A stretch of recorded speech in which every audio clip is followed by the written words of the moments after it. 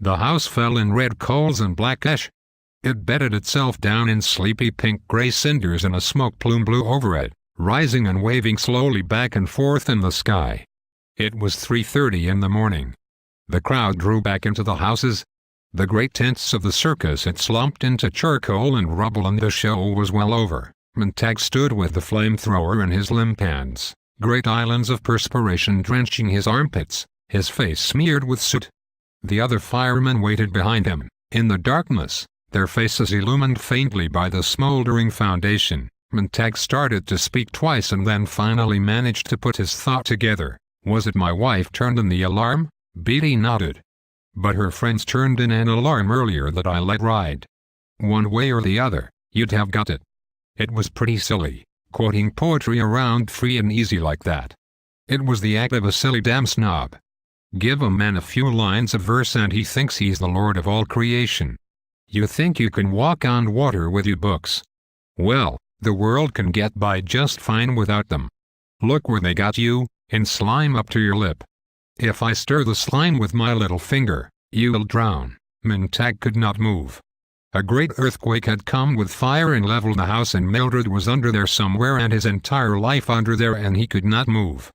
The earthquake was still shaking and falling and shivering inside him, and he stood there, his knees half bent under the great load of tiredness and bewilderment and outrage, letting Beatty hit him without raising a hand. "Montag, you idiot! Montag, you damn fool! Why did you really do it?" Montag did not hear. He was far away. He was running with his mind. He was gone, leaving this dead soot-covered body to sway in front of another raving fool. "Montag, get out of there," said Faber. Montag listened. Beatty struck him a blow on the head that sent him reeling back.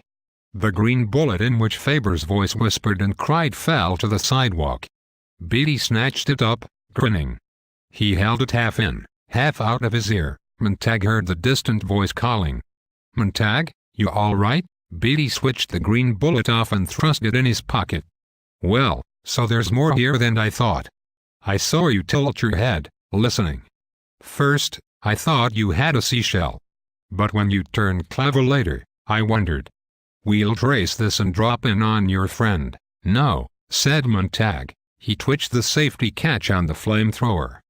Beatty glanced instantly at Montag's fingers and his eyes widened the faintest bit. Montag saw the surprise there and himself glanced to his hands to see what new thing they had done. Thinking back later, he could never decide whether the hands or Beatty's reaction to the hands gave him the final push toward murder. The last rolling thunder of the avalanche stoned down about his ears, not touching him. Beatty grinned his most charming grin. "Well, that's one way to get an audience. Hold a gun on a man and force him to listen to your speech. Speech away. What lit by this time? Why don't you belch Shakespeare at me, you fumbling snob? There is no terror, Cassius, in your threats, for I am armed so strong in honesty that they pass me as an idle wind, which I respect not. How's that? Go ahead now, you second-hand literator, pull the trigger." He took one step toward Montag. Montag only said, "We never burned right." "Hand it over, guy," said Beatty with a fixed smile. And then he was a shrieking blaze, a jumping, sprawling, gibbering manikin, no longer human or known, all writhing flame on the lawn as Montag shot one continuous pulse of liquid fire on him. There was a hiss like a great mouthful of spittle banging a red-hot stove, a bubbling and frothing as if salt had been poured over a monstrous black snail to cause a terrible liquefaction, and a boiling over of yellow foam. Montag shut his eyes, shouted, and fought to get his hands at his ears to clamp and to cut away the sound. Beatty flopped over and over and over, and at last twisted in on himself like a chart, was dull and lay silent. The other two firemen did not move. Montag kept his sickness down long enough to aim the flamethrower. "Turn around." They turned, their faces blanched meat, streaming sweat. He beat their heads, knocking off their helmets and bringing them down on themselves. They fell and lay without moving, the blowing of a single autumn leaf. He turned and the mechanical hound was there.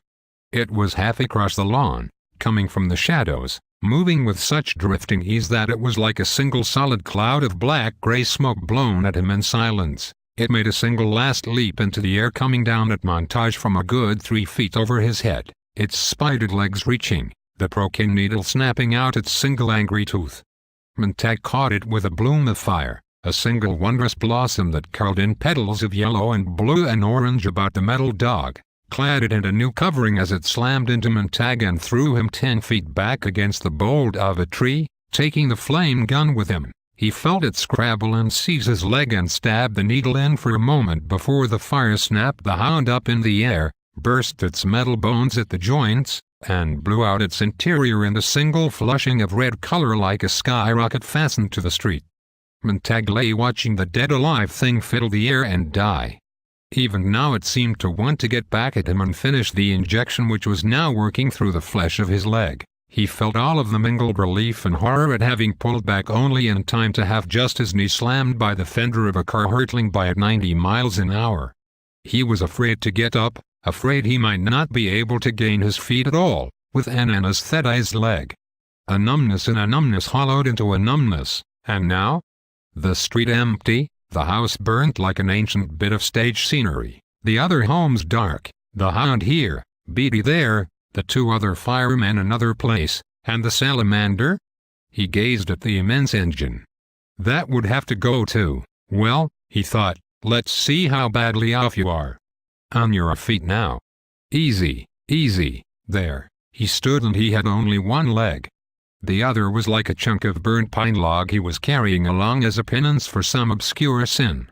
When he put his weight on it, a shower of silver needles gushed up the length of the calf and went off in the knee. He wept,